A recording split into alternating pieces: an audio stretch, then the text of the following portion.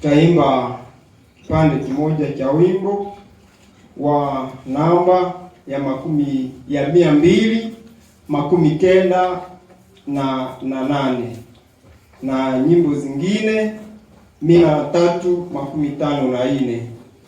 Taimba kipindi cha pili. Ndugu Gervais utatuletea sauti 298 Swahili Congo 359 kwa nyimbo zingine. Hawawezi kuingia mbingu, wewe hawawezi kuingia mbingu, wewe bendera yako endelea mbele. Wewe hawawezi kuingia mbingu, nyosha tu bendera yako endelea. Uwe mwodari kama Danieli, weka makusudi mema bila kuogopa. Uwe mwodari kama Danieli, weka makusudi mema bila kuogopa. Haleluya.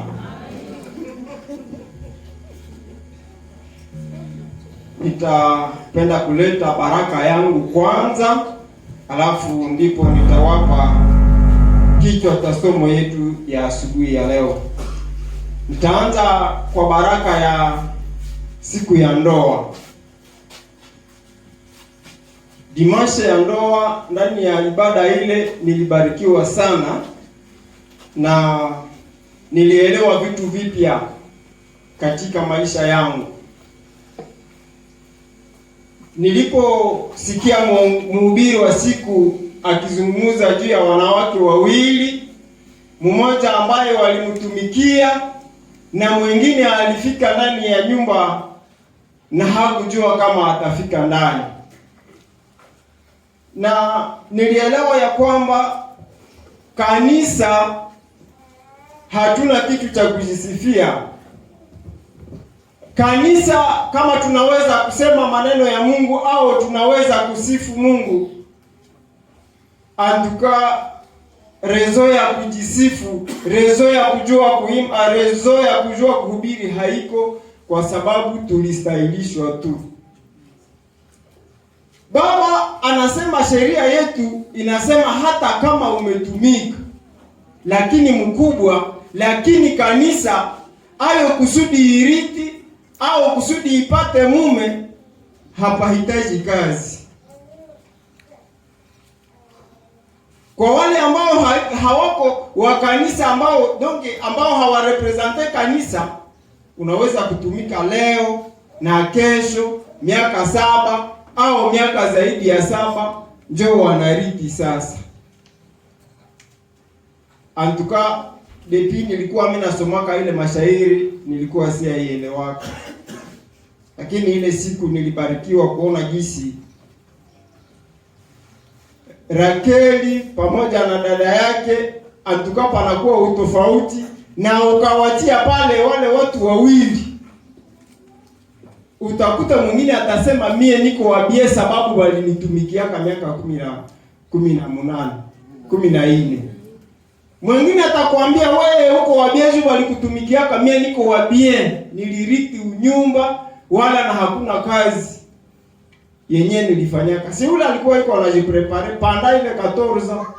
Kwa nasema mimi nabakia na siku 2, mimi naingia Mungu nyumba. Anaenda, anaweza kuenda hata ndani ya nyumba fulani ajitengeneze, kwa sababu atafanya nini? Ataolewa. Lakini mwingine alichukuliwa jinsi alivyokuwa na akaingia na akakuwa mke wa mume. Alafu na sisi kumbe nilielewa jinsi ndani ya habari za kanisa au ndani ya habari za vitabu ambavyo tulitoka kuvisoma, niliona ya kwamba kanisa tuko tu, antuka nilielewa ya kwamba kuna vitu ambavyo havituhusu. Vitu itakuyaka na kanisa anailishaka riti. ile nilibarikiwa ndani yake kwa ile somo. Na somo yetu ya leo inasema kuwa hodari katika vita vya kiroho. Ile ndio kichwa cha somo yetu ya leo. Nilisoma au tutasoma pamoja Waefeso sura 6 shairi la 10. Ndugu Gervais, wewe ndio uko na zamu ya kusoma tu kwa mchana wa leo. Waefeso 6 shairi la 10. Tutafuata mashairi baadaye, lakini usome lile shairi pekee. Waefeso sura 6 shairi la 10. Basi kwa kumaliza, muzidi kuwa hodari katika Bwana na katika uwezo wa nguvu zake. Asante sana. Kwa nini kuwa hodari? Lakini mbele tuingilie jibu hili, nilijiswali nikasema, mashairi inasema basi kwa kumaliza. Nilijilimite pale kwanza. Wakati nilipokuwa nikimedite, kwa nini Paulo anasema basi kwa kumaliza? Nilijiuliza ni kumaliza nini? Lakini kule kwenye tunatokea, wakati tulipokuwa tukisoma nyakati 7 za kanisa, tuliona ya kwamba kanisa linakuwa na muda wa mwisho. Tuko ndani ya muda wa mwisho, tuko kwa nyakati ya mwisho. Alafu Paulo alipojua ya kwamba tuko ndani ya nyakati za mwisho, ndio maana alisema basi kwa kumaliza.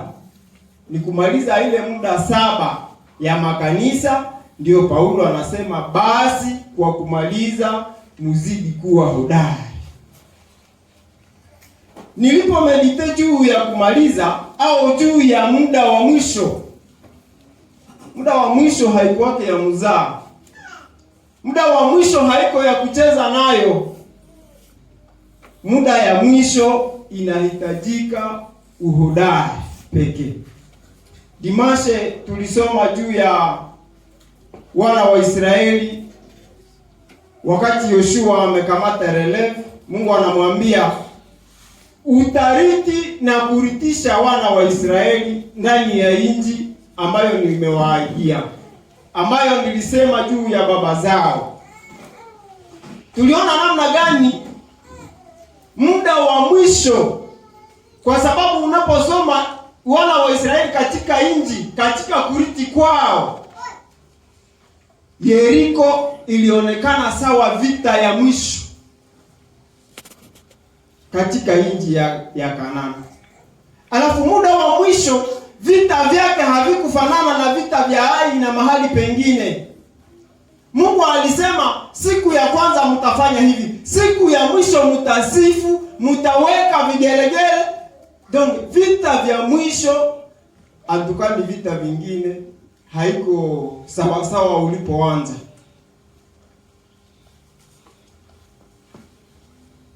Kitu kingine nilijiswali nikasema, kwa nini kuwa hodari?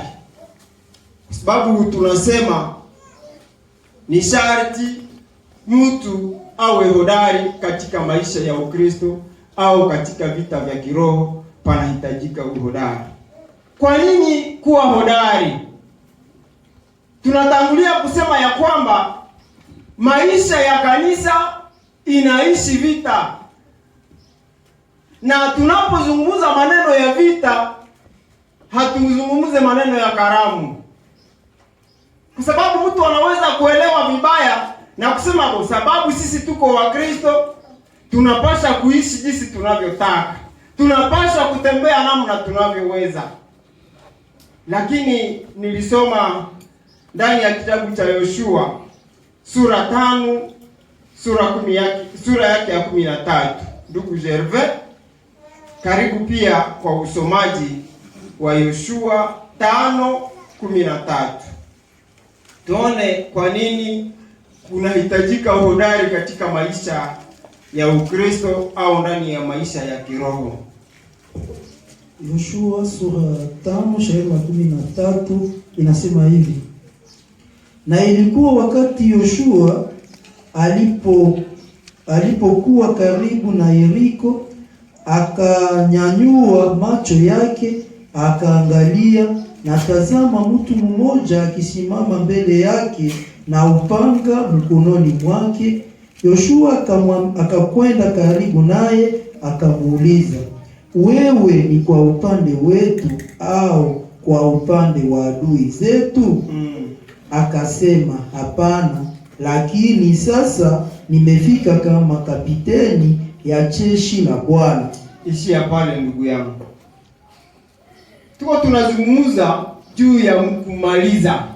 Paulo ndiye alisema basi kwa kumaliza. Na tumesema ya kwamba muda wa kumaliza ni vita. Muda wa kumaliza kuna shida, kuna magumu ambayo mtu akilala tu unaweza kushindwa. Lakini kama mtu atakuwa hodari usiku na mchana, ni Mungu aliambia Yoshua, anasema mtumishi wangu Musa amekufa, lakini unachukua hii releve, unafanya kazi hii, huduma ninaweka katika mikono yako. Alimwambia, ninakupa vitu viwili, kitabu hiki hakitaondoka kinywani mwako. Kitu ya pili akamwambia, uwe na nguvu na uwe hodari.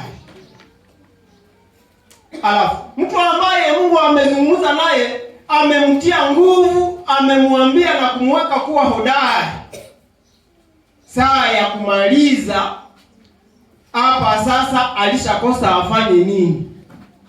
Biblia inasema Yoshua alipokuwa akiona mji namna umezunguka na boma kubwa, Yoshua akasema, hata kama niko mpiganaji hapa shida iko.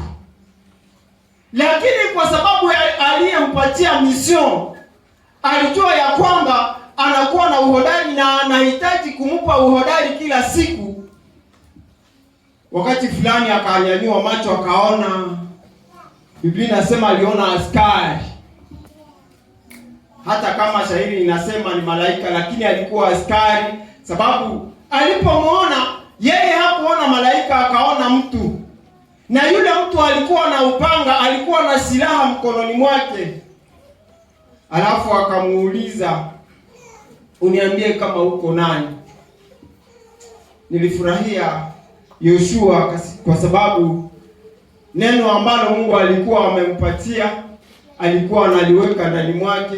Alikuwa amesema, Mungu alisema nami nilipoanza huduma ya kwamba nisiogope, ya kwamba niwe hodari, niwe na nguvu.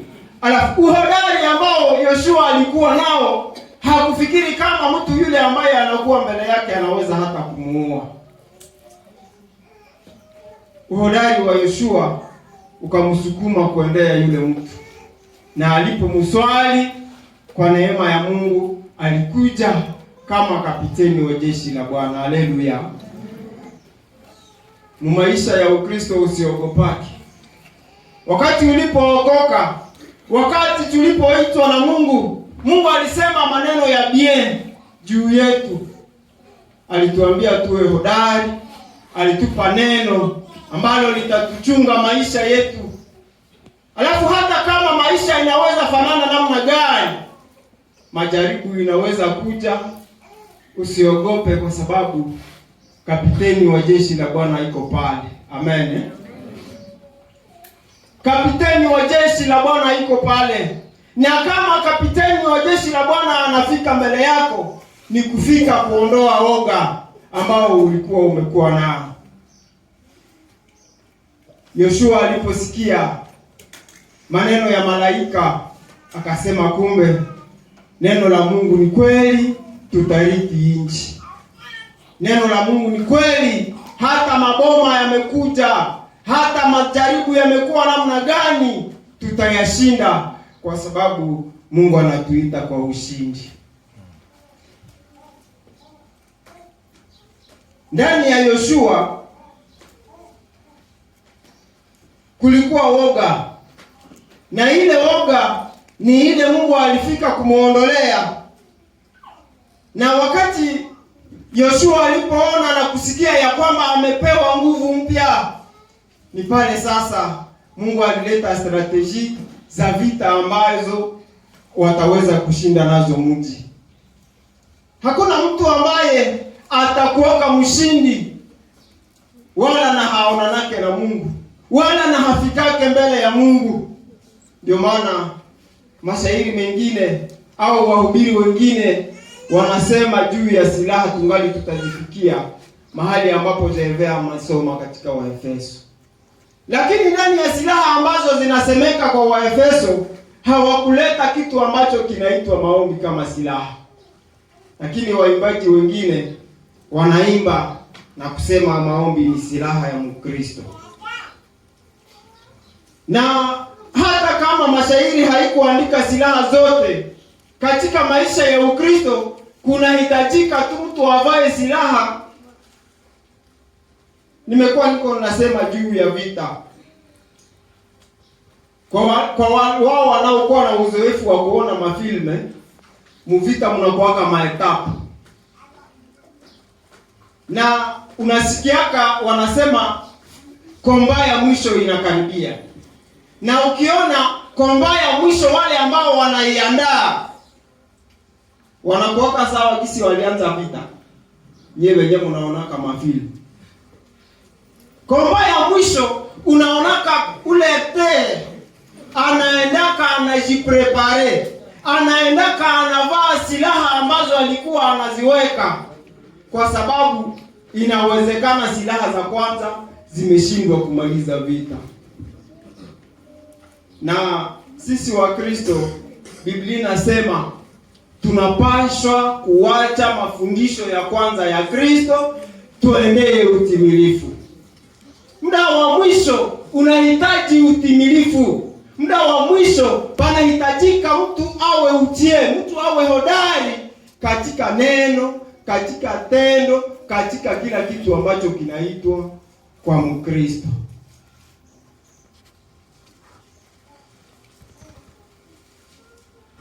Kitu kingine katika somo yetu nilijiswali, eske panaweza kuwa siri ya kuwa hodari katika maisha, ya kuwa hodari ndani ya vita ya kiroho, kwa sababu ni pale tuko tunazungumzia.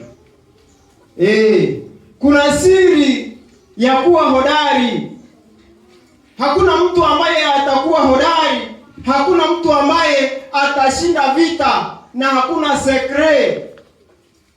Ukiona ndani ya arme za ulimwengu, atawa rebel wanakuwaka na kosinye, viko na sekre yenye mwingine akiona mwingine wanapasha kufanya alama fulani. Lakini ndugu, utatusomea kitabu cha Waefeso pale kwenye tuko sura 6:11, Wakolosai 3:16 vile vile, tuone siri ya kuwa hodari katika maisha ya Ukristo. Sababu katika maisha hakuna mtu atashindaka au hakuna mtu atakuwa hodari na hakuna sekre yenyewe iliacha anakuwa hodari. Karibu kwa usomaji. Waefeso 6:11 nasema hivi.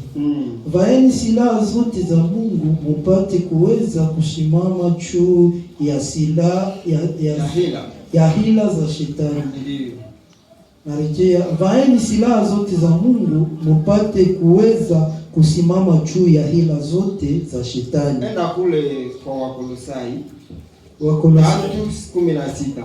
Wakolosai sura 3 shairi la 16 inasema hivi: neno la Kristo likae kwa wingi ndani yenu kwa hekima yote, mkifundishana na kuonyana kwa zaburi na nyimbo na tenzi za Roho, mkiimbia Mungu kwa neema mioyoni mwenu. Asante. Ndugu zangu, nilitangulia kusema Mungu anapoita mtu, Mungu anapoita Yoshua, Mungu alipokuita, kuna neno ambayo alisema na wewe. Na lile neno si lingine kuliko kusema probleme zako nimezimaliza, dhambi zako nimezisamehe. Isaya aliambia wana wa Israeli, Mungu alikuwa amemwambia uende uwaambie watulizane, uwatulize mioyo yao, kwa sababu vita vyao nimevimaliza na dhambi zao nimezisamehe. Alafu kama mtu atakuwa hodari, au wale ambao wataishi maisha ya uhodari kwa muda huu wa mwisho, Biblia inasema kitu cha kwanza wanapasha kuvaa silaha zote za Mungu. Na Biblia inasema silaha ambazo tutazivaa, ukisoma mashairi pale chini utazikuta miongoni mwa zile silaha. Nimesema hata kama zote hazikuandikwa, panakuwa maombi tumekwisha kuyasema. Panahitajika silaha kwa Mkristo, kwa sababu vita ambavyo tunapigana si vita vya damu na nyama, ni vita vya kiroho. Na alafu kama tunapigana juu ya falme na mamlaka ambazo hazionekane, silaha zetu tutaenda toa za kuonekana basi. Na sisi tutavaa silaha ambazo hazionekane, ambazo hazikufanywa kwa mikono ya watu. Tutavaa silaha. Tumesikia namna Paulo iko naambia Wakolosai, anasema neno la Mungu likae kwa wingi ndani yenu. Daudi ni yeye alisema, kama neno la Mungu litakaa ndani yangu kwa wingi, sitapata nafasi ya kukukosea. Hivi katika muda wa kumaliza, katika muda mbaya ambao tunauishi, mtu asipokuwa na neno la Mungu, mtu asipokaa ndani ya neno la Mungu, kunawezekana mtu akosee Mungu. Daudi njoo anasema hivi, inawezekana mtu amkosee Mungu kama hakuvaa silaha. Biblia inasema kule kwa Efeso, tuvae upanga wa Roho, neno la Mungu kama upanga wa Roho. Hivi neno la Mungu pekee ni lile linaacha tunakuwa namna gani? Tunakuwa hodari katika maisha tunayoyaishi, au katika vita vya kiroho ambavyo tunakuwa ndani yake. Yoshua wakati alipoona majaribu, milima mikubwa ambayo ilikuwa imewekwa mbele yake, alienda tu mbele za Mungu akasema, sana nilitokaka kwenye huko, haukunipatiaka bunduki ingine, ulisemaka na mie maneno. Akaenda mbele za Mungu, na alipofika mbele za Mungu ni pale tumetoka kusema malaika, Mungu akamletea malaika, na malaika alipomuona akamwambia, usiogope, vita haiko yako. Haleluya! Vita haiko vyetu, vita ni vya Mungu. Emekalu yeye aliweza kusema, tunapopigana sisi hatupigane juu ya kushinda, lakini tunapigana ndani ya ushindi. Amen. Wale ambao wanavaa silaha, wale ambao wamekaa ndani ya neno la Mungu, wale ambao wamemtumainia Mungu, tuko washindi kwa sababu tunapigana ndani ya ushindi. Amen. Alafu hii kitu, tunapoishi ndani ya majaribu, tunapokutana na shida mbalimbali, hatuna hofu, kwa sababu tunajua ya kwamba mbele hatujaingia, mbele hatujaenda, Mungu anakuwa anatangulia. Frere Patrice naye aliimba maneno mengine, anasema mwovu shetani anatega njia zote ili watakatifu wajikwae. lakini anashituka. Mtakatifu anapoenda anapita mahali ambapo alitega mtego, anakuta ile nafasi iko delivery, na halafu tunatembea tu ndani ya ile ushindi. Ndio maana niko ninasema vita vyetu haiko vita vya damu na nyama. Vita vyetu ni vita vya kiroho ambavyo panahitajika silaha za kiroho, na zile silaha miongoni mwa zile silaha au zile silaha zote, hakuna mahali ambapo tutazipata isipokuwa ni mbele za Mungu, isipokuwa ni kwa yule ambaye alituita ndani ya ile vita. Katika dunia, vita vya walimwengu, wakati wanapoenda kupambana, hakuna mtu anaweza kulamuka ndani ya kambi yake alafu aende vitani, kwa sababu anajua ya kwamba tuko hapa ndani ya kambi, tuna kiongozi. Na asubuhi wanaamkia pale, alafu wataanza kuwapatia strategy. Wataanza kuwaambia leo tutatembea hivi, tutapita kwa njia fulani. Na hii ndiyo inahitajika katika maisha ya waliomjua Mungu. Tuna Mungu ambaye alituita kwa vita. Tuna Mungu ambaye alishinda vita. Na alafu wanapotuita tunaitwa. Kila leo tumuulize, vita yangu leo nitaenda wapi? Nitapita wapi? Nitapigana namna gani? Lakini kama utaamka tu, ninakumbuka wana wa Israeli ndani ya kamji kidogo tu, Mungu anawaambia leo muende ndani ya mji wa Ai, mtafanya hivi, mtafanya hivi. Ndugu mmoja akalamuka asubuhi tu na akajivika bien silaha na nini, lakini kwa sababu hakuuliza mwenye vita, magumu ilienda kupata nini? Kupata kanisa kule. Kanisa letu kama linaweza kuwa na shida. Nilikuwa na ndugu mmoja, ni yeye alisema, kwa nini hatuongezekaki? Kwa nini hatuendake kufanya maevangelization? Nilipokuwa nikichunguza au nikisoma juu ya somo hili, nilielewa ya kwamba inawezekana vaevangeliste tunalamukaka tu, alafu tunafika tu na kusema maneno, wala hatukuambia Mungu kwenye tutashinda. Inawezekana. Lakini wale ambao wanaomba, wanafika mbele ya kamanda na kumuuliza, hata hawatamuuliza, ni yeye anajua ya kwamba hawa ni wanajeshi, leo nitawatuma mahali fulani. Ni kufika tu mbele yake, instruction tu, alafu unaenda. Kama alikwambia leo utaambia mtu juu ya habari njema, kama alikwambia leo utaombea mtu, kama alikwambia leo utasaidia mtu sijui namna gani, sijui kimeza, ni yeye anakupatia ile instruction. Ndio maana tunahitajika kila mara ndani ya vita kumwendea yule ambaye alituita ndani ya vita, aweze kutupatia namna tutakavyopigana. Kitu kingine, wahodari wanashinda vita na kumaliza safari yao bien.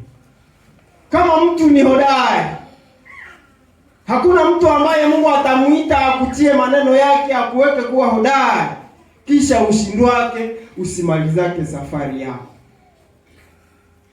Nilikumbuka Paulo, lakini ndugu na huko natusomea Yoshua 14:6.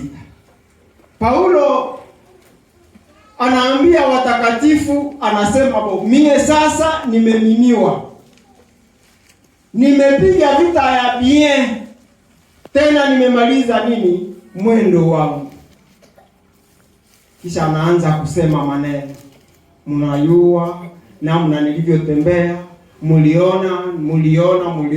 Paulo anasema amemaliza vita, amepiga vita vizuri, amemaliza mwendo yake. Alikuwa ndani ya serikali. Haleluya. ninauliza mkutano, Paulo anasema nimepiga vita ya bien, nimemaliza safari yangu, alikuwa ndani ya sanduku? Karibu ndugu, tusome shairi. Yoshua 14 shairi la 6. Halafu wana wa Yuda wakafika karibu na Yoshua kwa Gilgali. Kalebu mwana wa Yefune Mkenizi akawaambia, unajua neno Bwana Rudilia ile shairi bien ndugu. Halafu wana wa Yuda wakafika karibu na Yoshua kwa Gilgali. Kalebu mwana wa Yefune Mkenizi akamwambia, unajua neno Bwana alilowaambia Musa mtu wa Mungu juu yangu na juu yako kwa Kedesi Barenea. Miaka yangu ilikuwa 40 wakati Musa mtumishi wa Bwana aliponituma toka Kedesi Barenea kupeleleza nchi, na nilimurudishia habari kama zilivyokuwa moyoni mwangu. Hata hivi ndugu zangu waliopanda pamoja nami walifanyiza mioyo ya watu kuyeyuka, lakini mimi nilifuata Bwana Mungu wangu kabisa. Na Musa aliapa siku ile akasema, kweli nchi miguu yako iliyokanyaga itakuwa urithi wako na wana wako kwa milele, kwa sababu ulifuata Bwana Mungu wangu kabisa. 10. Na sasa tazama, Bwana ameniacha hai kama alivyosema, miaka hii 85 tangu wakati Bwana alipomwambia Musa neno lile. Waisraeli walipozunguka jangwa wakati Bwana alipomwambia Musa neno lile. Asante, tuachie pale, tutaendelea baadaye. Tunasema mtu akiwa hodari atamalizaka vita, atashindaka vita na atamalizaka safari yake bien. Wakati nilipokuwa nikisoma mashairi haya, nilirezone juu ya jeunesse en mission. Vijana wana nguvu. Hakuna mtu ambaye wakati Musa niliishiwa. Wakati Musa anasema watu wanaenda kupeleleza nchi, Musa hakukamataka wazee. Kila mara wakati fulani mtu mmoja alituonyesha, alikuwa anatufundisha kijana ni nani, na aliposema juu ya miaka ya kijana, kila mtu alileta miaka ya kijana namna anavyojua au namna anavyowazia. Lakini yule ambaye alitufunza, yeye alituambia kijana ni 18 ans mpaka 45 ans. Ule ndio kijana. Alafu Yoshua pamoja na Kalebu walikuwa miongoni mwa watu 10 wakaenda peleleza inji. Mnaona au kusikia ushuhuda ya ndugu Kalebu. Walifanya miaka zaidi ya 40. Ahadi ya Mungu, neno la Mungu ambalo Mungu alisema, huyu ndugu, huyu kijana, huyu mzee kwa sasa alikuwa angali analichunga. Abarikiwe kila kijana mwenye alishakaambiwa neno na Mungu, mwenye alishakasikia kwa habari za msamaha wa dhambi zake, alafu atakuwaka mzee akiwa akishika lile neno. Yule kijana ninamuombea baraka. Mtumishi wa Mungu akasema, hapana Yoshua, inawezekana umesahau. Kumbuka kwenye tulianziaka safari. Mnaona, hii ni ahadi yenye ilikuwa hata na Musa na hajafariki, na wangali ndani ya nchi za jangwa kule, na hawayafika hata ndani ya nchi ya Kanaani. Musa akasema, mwende mupeleleze nchi. Lakini ni ole wa kijana mwenye atakuwaka ndani ya kundi na mission ya kudesevoir, mission ya kudekuraje. Ole. Mtu ya Mungu akasema, tulikuwaka 10, kumbuka bien, 12, merci. Tulikuwaka 12, sawa sawa hesabu ya makabila za wana wa Israeli. Sababu Mungu alisema kila kabila litaleta kijana mmoja. Vijana 12, 10 wakayeyusha mioyo ya watu, wakawatamanisha kurudi Misri kwenda kula vitunguu. Vitunguu vyenyewe ulikulaka haviyatoshaka. Haviyatoshaka. Tulishaka kula vitunguu vya kutosha maisha ya jeunesse kama. Ile vitunguu inatosha, acha watu waendelee mbele, acha watu waende warithi inji. Hatuko hapa juu ya kurudi nyuma. Kila kijana mwenye iko na contribuer ku mission évangélique pour la révélation iende mbele, Mungu ambariki tena. Amen. Pale tuko juu ya vijana. Kwa sababu sisi wazee, muda unaweza fika tunasahau. Sisi tunaweza sahau. Lakini yule ambaye alikuwa na neno wakati fulani anasema, huyu mzee mwenzangu tulikuwa tuko bajene, alisha sahau. Pale ndio tunaambiaka bajene, kama uko na neno, kama uko na sujet, uko na maneno ya kuambia kanisa, fika uambie wazee. Unaweza sema, hapa kwa nini hawatupatiake hata na shie tuhubiri? Hapa juu ya nini hawatupatiake hata na shie tufanye huduma fulani?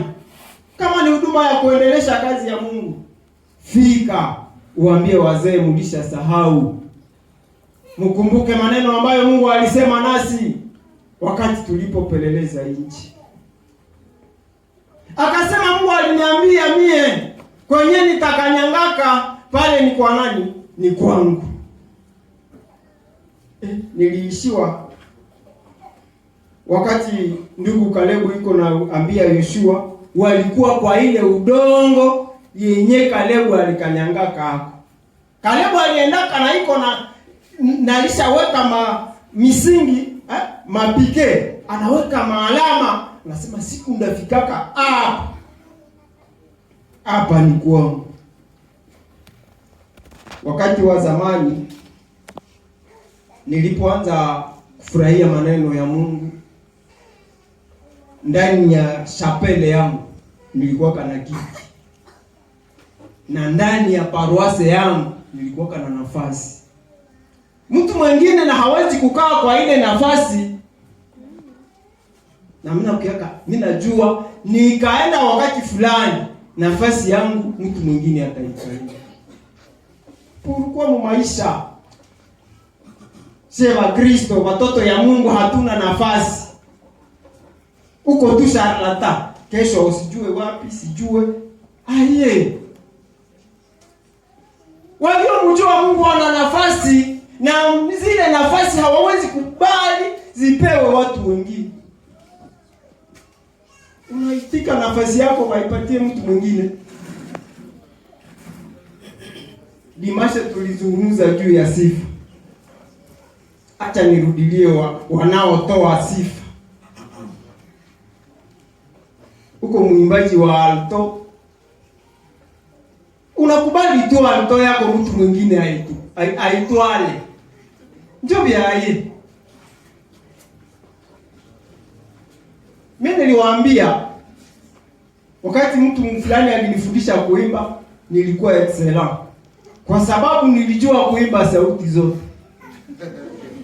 Si niliwaambia ile dimanche? Mimi niliweza kuchukua nafasi ya mwenye haiko, nitaichukua. Sasa wewe huko na Joyce, nafasi yako unapenda tu mtu mwingine aibebe. Kalebu akasema kumbuka maneno Mungu aliyotuambia tulipopeleleza inji. Hapa ndio nilikanyangaka. Sasa kama unakuwa distract, hauseme na wewe Yoshua nafasi yako njoo hii. Nilishangalia Kalebu alikuwa egoist. Kwa sababu ukiona bien Yoshua haya kuwa na urithi. Oro walikuwa pamoja na ni wao walileta habari ya mzuri, habari ya kuendelesha kanisa ni wao waliletea Musa. Tukue na itika wakati fulani useme hata kama huyu ni frere, mie nafasi yangu njoo hii, vyake Mungu ataviaranje baadaye. Mimi na umebaki ndani ya nafasi yako. Haleluya. Nilikumbuka Paulo nimeshazungumza juu yake. Nikakumbuka baraka pale niko ndani ya Waebrania sura 11. Nikakumbuka Rahabu kahaba. Mwenyewe anasema hapana, kufuatana na habari zenye nimesikia, nyie hamuko watu sawasawa na watu wengine, na mie mtanitendea ala, na mie ninachukua nafasi. Rahabu kahaba akachukua nafasi. Wahodari wa imani ni msaada kwa kanisa na kwa inji vile vile. Ndugu Gervais, ile Waebrania 11:3-2 hadi 3-9. Wahodari wa imani ni msaada kwa kanisa hata kwa inji. Waebrania 11:3-2, 3-9. Na niseme nini tena? Maana wakati inakosa kwangu kuleta habari za Gideoni na Baraka na Samsoni na Yefuta na Daudi na Samueli na manabii. 3-8. Watu ndiyo dunia haikustahili kuwa nao, walikuwa wakizunguka katika jangwa na katika milima na katika mapango na mashimo ya inchi. Ishia pale ndugu yangu, kwa sababu tunapenda tuchunge muda. Hakuna mtu mwenye atakuwaka solution, mwenye atakuwaka msaada. Dabo nimesema ndani ya kanisa tubakie kwanza pale. Kila mara ninapofikiria au ninapochunguza wale ambao walifanya conception ya Merse, antukamie mina konglira kake balitokaka kwa Mungu.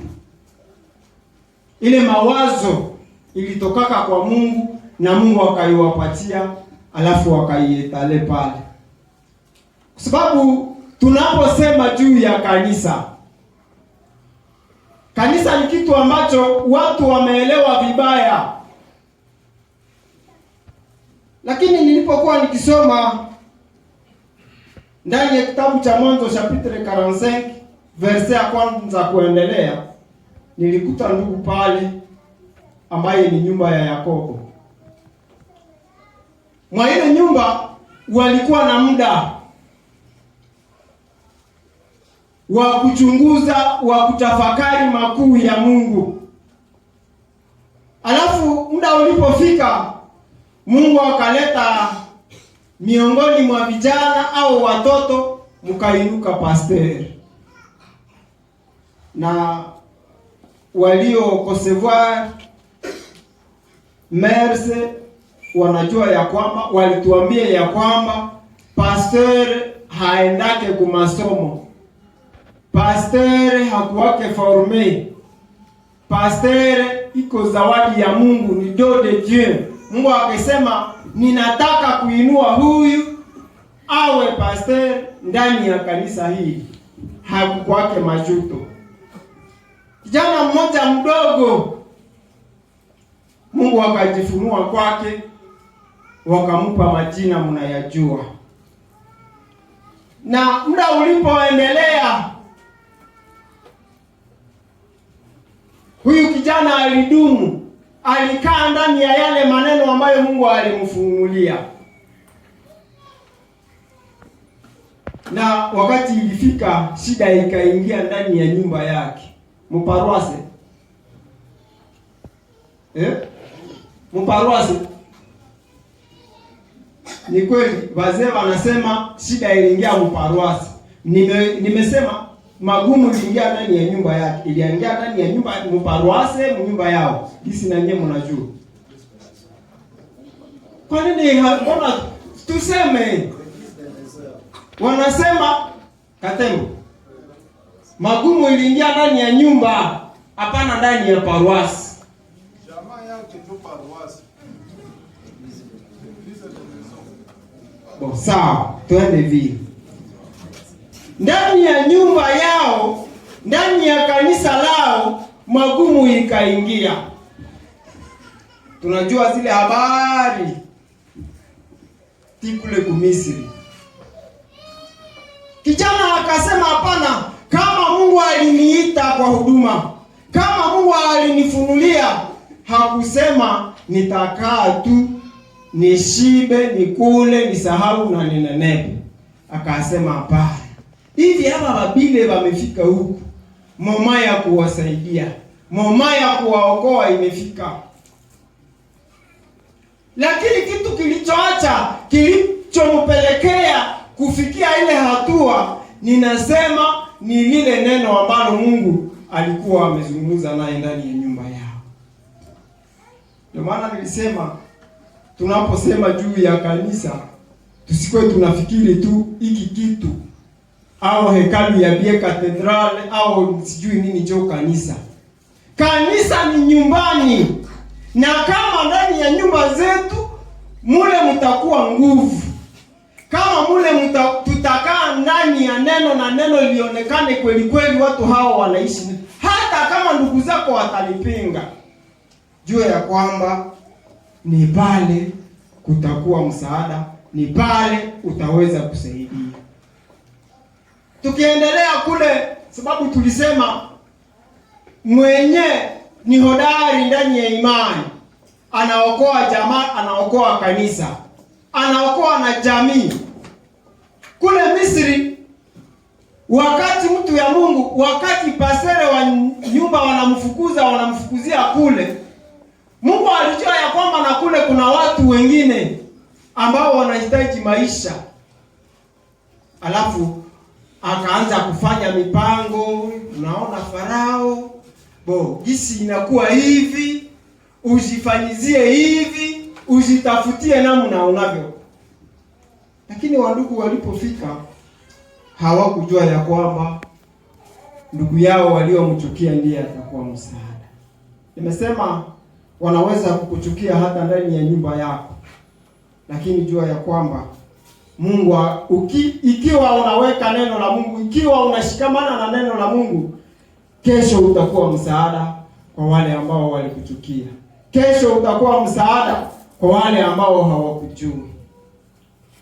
Alafu wale ambao walikaa ndani ya neno la Mungu, wale ambao wanaishi maisha ya utakaso, maisha ya usujaa, maisha ya uhodari, wao siku moja habari zao tutazisoma, sababu nilikuwa nikikumbuka mtu mwingine ambaye walimchukia ndani ya nyumba yake, ni Yefuta. Sitaki kuwapatia madetail kama alizaliwa namna gani, lakini ni mtoto ya Israeli. Yefuta walimfukuza, wakasema huyu naye anafanana akabwana ndoto, atoke hapa. Maadui walifika. Wakati maadui walipozingira kanisa au paroisse, kisi wa ndugu wametoka kusema, muparoisse mnakosaka hata na mtu mwenyewe atashimama na kusema hii adui asirarue hapa mtu. Mwile kanisa inawezekana mko ba responsable, inawezekana mko huduma zote, fama mission akose na consistoire iko pale. Maadui wanaikana.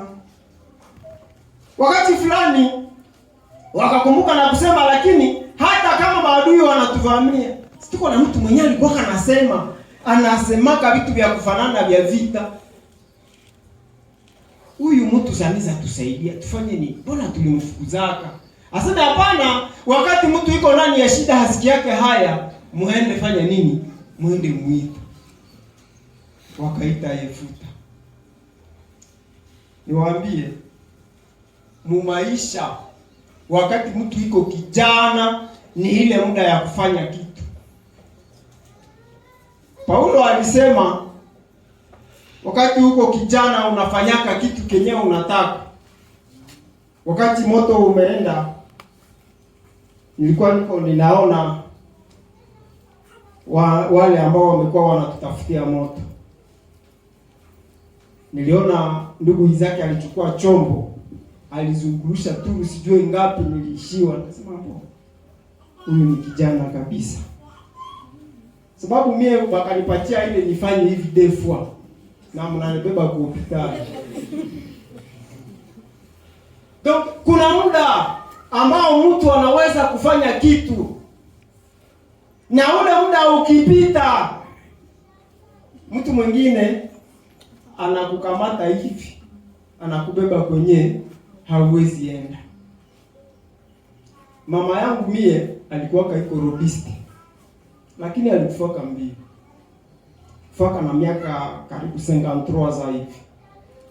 Lakini alikuwa anafanyaka sawa safari ya hapa na Saki 2 fois par jour na grand mzigo ya kuni. Lakini siku alipokufa na haezi chukua hivi kakitu akafikishe kukini. Akasema kumbe katika maisha wakati mtu anakuwa kijana, zaidi sana kwa wale ambao wamemjua Mungu, hii ni muda tunapasha kuexploite, kutangaza habari njema, tunapasha kuexploite, kufanya kila kitu ambacho tutakapokuwa wazee, kwa ndugu ambaye tumemaliza kumzungumzia, tutasemaka mzee, tunakumbuka saa tulikuwaka bajeni, sichie tuliendaka tukarudia, na wengine wakaenda wakarudia, lakini utofauti ulionekanaka. Kwa nini maisha yetu shie bajene, shie ba mama, shie ba baba, watoto utofauti haiko? Mnafikiri ni kwa nini? Utofauti unapaswa kuonekana katika maisha ya wale ambao wamefanya nini? Wamemjua Mungu, wale ambao wameambiwa neno la Mungu. Hapana kuchanganyika na watu ambao ni wajinga, wapumbafu. Hapana. Nilikumbuka Daudi vile vile. Kati fulani tena kanisa liko ndani ya shida. Padi, vajeni. Kama kanisa linabakia ndani ya shida, mjue ya kwamba vijana na wamelala. Vita inaingia, shetani kwenye anafika kunivua ya kupanda kwa madhabahu yake, haiko ya Mungu, madhabahu yake, lakini anasema maneno ya kutabiri. Anasema gisi nyie wazee mnasemaka nyie ndio watoto ya Mungu, nyie mko watoto ya Abrahamu na Yakobo na Isaka. Leo vita haitakuwa tena ya watu wote, ni ya watu wawili. Mtu wa kwanza ndio mie hapa, najipiga kifua. Nyie sababu sijue kaa yenu, na nyie mulete mtu mwingine. Kisha anatukana watu Mungu kule nyuma. Si tuseme banduku, mbona mimi nauliza hivi, shetani anatukana watu Mungu, watu wanakuwa sawa vipi huko? Shetani anatukana kuliko atukane watu, anatukana Mungu asiyeonekana. Biblia inasema watu waliposikia Mungu anapotukanwa, wakasema kwenye anatukania Mungu. Sasa ndashie wanajificha mumashimo. Mnajua wasodatu kumbe tangia zamani wanatiaka mifereji mashimo kwenye watafichama saa yenyewe adui anatomboka. Wanaingia mumashimo.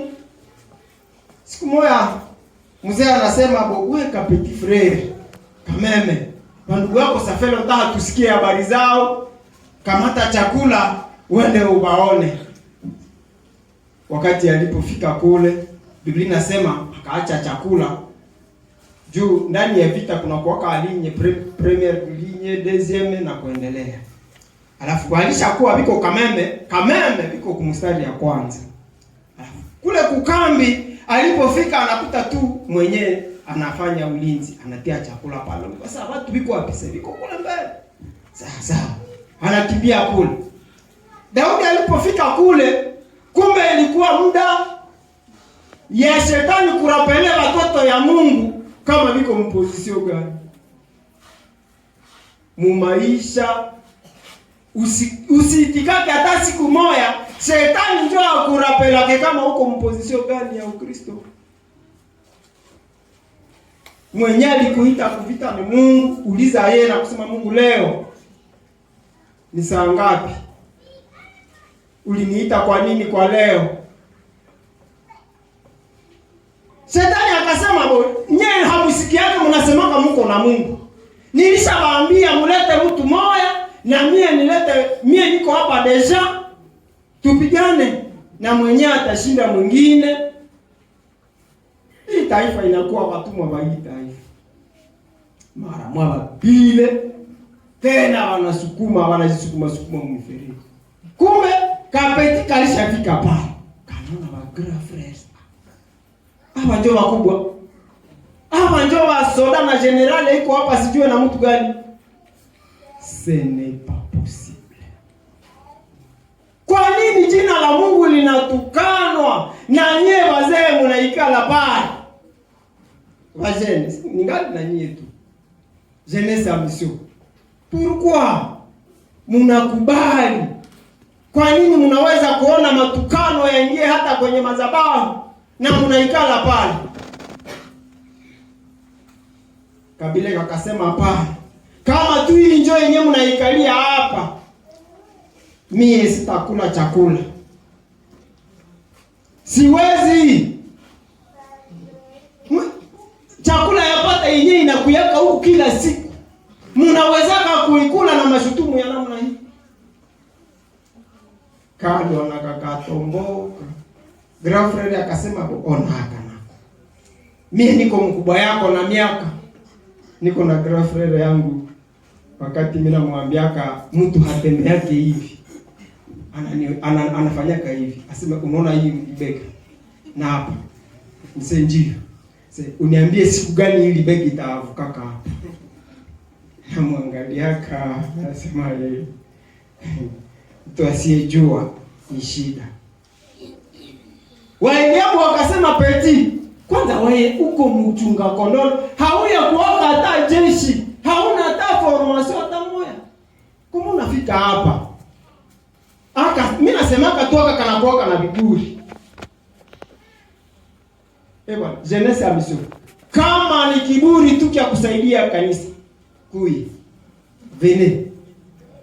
Kama ni kia kutusaidia kuliko tu tuvale maveste, tuvale makravate na hatuko tunaangamiza kanisa.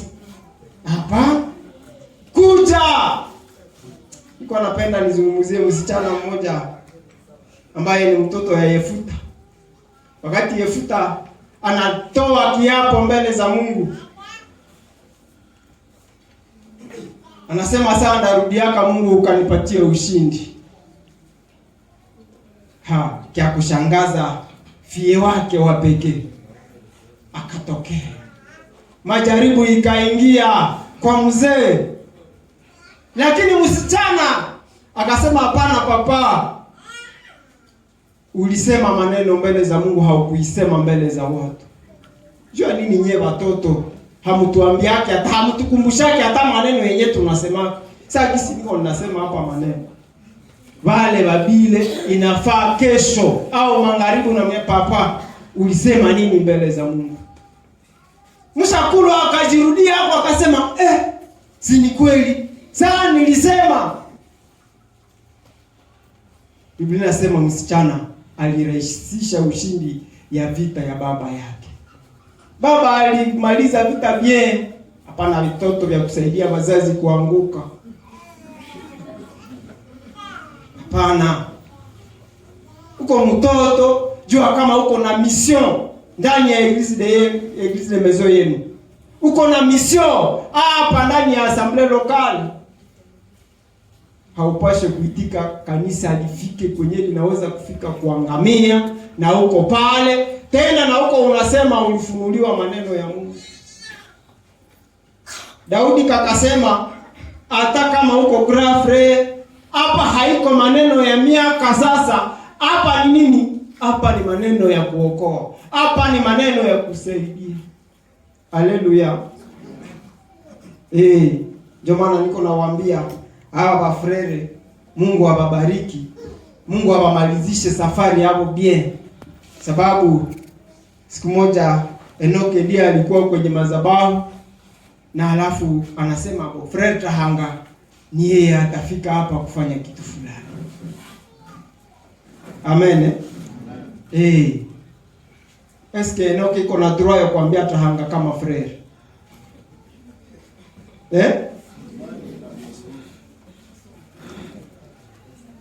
Tahanga iko frere yake na Enoke. Kwa sababu tunasema kwa maneno ya kuokoa, kwa maneno ya kusaidia, hapana miaka, hapana parente, hakuna mtu ya kusema ule ndio baba yangu, ule ni baba mkwe. Acha kwanza vile, tukifika kunyumba vile vitarudia. Sababu viko automatique. Amen. Vajene, venez.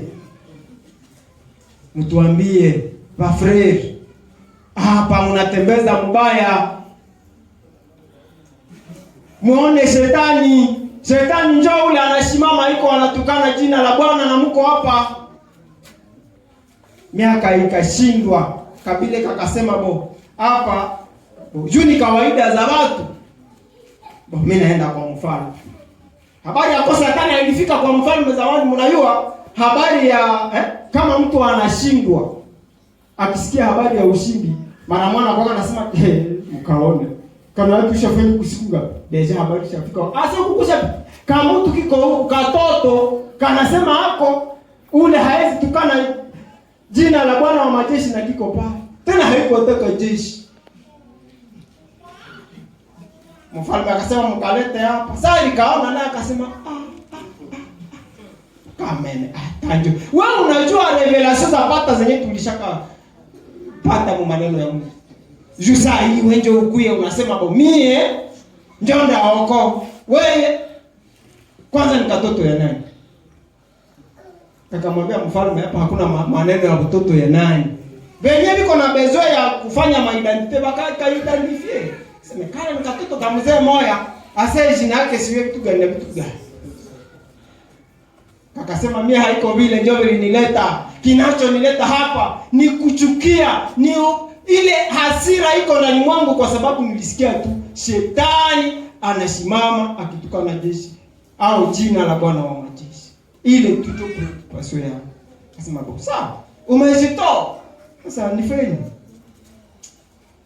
Niko ninapenda wa vijana siku moja nitoshe pale somo tujifunze hayo pamoja. Mfalme alikuwa amesema maneno, mwenye atashindaka ndio mtajirishaka na kumpatia binti wangu. Ni Asinate. Ni Mikali, voilà, ni Mikali. Anasema ile ndio kado ya mshindi. Sasa mwenye atashindaka iko na zawadi, iko na kado. Yenye wengine wanatumikia kaseta, wanamdanganya, wanampatia sema huyu ndio kanisa, huyu ndio atariti. Tena anaenda kuseta. Akasema ule ni kado. Msichana gani? Haiko kule njoo tuko. Lakini mzee akasema hapana, unapasha kuvaa mavazi sababu hauna uzoefu. Akasema uvae mavazi. Sasa manguo yenyewe alimleteaka juu. Inawezekana muarume hamkukoka watae saa ya kale kamasa. Mko tu bibile bikosto. Njoo vile. Vrai arme ni vile wanatia mtu kukilo. Unapeze combien de kilo njoo unamerite kazi ya soda. Sasa Kabile hakakuwa napezea hata kitu. Nikachunga kondono kule. Kitu ambacho kilikasaidia ni kile tulisoma, wanasema vaeni silaha zote za Mungu, mtaweza kusimama juu ya jeshi na kuvunja nini? Hila za shetani. Kwa Efeso. Kabile kakasema wanawaza kama shetani anashindiwaka na bunduki za kuonekana. Hawajui. Wakakavalisha kwanza vile vya kuonekana. Wakati fulani Kabile kanaona kwanza kanataka tembea, kiboro kiko kina kasema sasa hivi hapa mbona watanikamata mateka? Uendelee kuvaa silaha za ulimwengu utakuwa kama mateka. Lakini ambao walivaa silaha za roho, hakuna siku watakuwa mateka, watakuwa washindi. Kabile kakafika kufro. Akasema nyie msogee kwanza. Muende kama mtarudia matundu kisi mnarudia kama mwingie. Biblia inasema palikuwa kijito cha maji. Tunaposema juu ya maji, ninafikiri hakuna kati yetu mwenye hawezi kujua kile kitu tunasema nini. Kanaume kakasema sekre ingine, kakaona vitu ambavyo wengine wanaonaka wanashotaka mai pale, wanaona sasa hivi ni vitu vya burebure. Kabile kakajilogotea mao 5. Kati mimi nasomaka ile mashairi, ndio mimi nakumbukaka Frere Bosco alikuwa anasema ile mawe 5 ziko zawadi 5 ambazo zinajenga kanisa. Na akasema Daudi alichukua mawe 2, ni ile tu ilifanya kazi, reserve ya ngapi? Ya 3 iko pale. Ule ni Frere Bosco. Alafu mwanaume kijana mdogo ambaye amezalaulika kwa macho ya ndugu zake, hata kwa macho ya mfalme, akachukua mawe. Biblia inasema alikuwa na kitu kingine, silaha yake tofauti na silaha za wale ambao walikuwa mvita. Tulikuwa hatuna silaha, sisi wa Kristo silaha zetu zinafanana na za wengine. Ndio nini? Tunapaswa kuwa na silaha. Tuna silaha ambazo hazifanane za watu wengine. Hatuna muda wa kusema kombeo ulimaanisha nini, majiwe yalimaanisha nini, hata kama nimekumbuka ndugu Bosco. Lakini vile ambavyo wengine walikuwa wakitumia kwa vita, Daudi hakuchukua hata kimoja. Akasema mie kitu ya kwanza ni kwenda kukishito cha maji au kukamtoni. Kitu ya pili ni mule mumai mutapatikana nini? Vitu ambavyo vitaangusha adui. Biblia inasema adui Shetani aliposema watu ya Mungu nao ninawaambiaka kisha hakuna mtakatifu kudunia. Kumbe kanaume kalishakuwa na secret. Kasema hiki kiwerewere kinawaza kila mtu mwenyewe alichoaka Mungu ni kiwerewere. Iko sana mwenyewe alichoaka Mungu ni kiwerewere. Chubali wenyewe walikuwa pale. Si ni watoto ya Mungu. Sinjo yenye Katembo alisema ni paroisse. Paroisse mzima ilikuwa pale. Kumbe ni werewere kwa sababu walikuwa pale hawajue siri ya kushinda vita. Hawajue siri ya kuwa hodari. Yule ambaye alifunuliwa alipofika pale, shetani akasema kwa watu ya Mungu, hii ni safari ya ngapi niko nasema mulete mtu mmoja na mimi niko hapa presa. Biblia inasema inawezekana ilikuwa fasi ya kuonekana ka Daudi kakashimama sasa. Adui alipokaona akasema Astuka. Adui samisha patana na bafrede huko. Bandugu huku walisema nini? Wewe kama mtu kaburebure. Unawaza na adui anasema muone kale kama mtu. Donc kumbe kaya ya wale watu huku na kaya kule ngambo ni presque kama moja. Anasema wewe nao walishakosa tu mtu. Wakaanza kusema maneno. Kanaume kakasema wewe unakuya na mikuki na vile vyenye unavala. Nimetoka kuvijaribu kule. Ni vile vinataka kuleta esheke yako. Mimi nimetoka vijaribu, lakini nilipoona kilicho ndani yangu kiko mwepesi, kiko kilo hata kuliko vile ambavyo watu wanafikiria ni kilo. Biblia inasema alipokuwa angali anasema Daudi akaokoa Israeli, hata kama majaribu yanaweza kutokea tena mbele katika maisha yake, lakini Daudi alikuwa mshindi. Ndio maana nilikuwa ninasema mtu akiwa hodari katika maisha, utaokoa jamaa yako, utaokoa assemblee lokali, utaokoa na dunia mzima. Mtu wa mwisho, acha niseme juu ya Danieli. Ningelisema pia juu ya msichana mwingine ambaye wana wa Israeli walikuwa wamewekwa hatia juu yao. Wengi, Biblia ni ile inasema muda inakosa. Kwenye tulisoma muda inakosa ya kueleza kwa ajili ya wahodari wa imani. Acha muda ikose kwa karne inayokuja, kwa karne zinazokuwa mbele, wakose muda wa kusema kwa ajili ya uhodari wa imani yetu. Haleluya. Mwache watu wapate maneno ya kusema, ya kushinda, ya msaada, hapana ya kushindwa, kwa sababu tukitafuta na wale ndani ya Biblia tutawakosa. Mwimbaji mmoja aliimba akasema, wema ni akiba na ubaya ni akiba. Lakini waliomjua Mungu, sisi tuko washindi na tutashinda, na zaidi ya kushinda, na tutashindisha hata watu wengine. Watu wengine watatembea ndani ya ushindi wetu. Mungu abariki neno lake kwetu.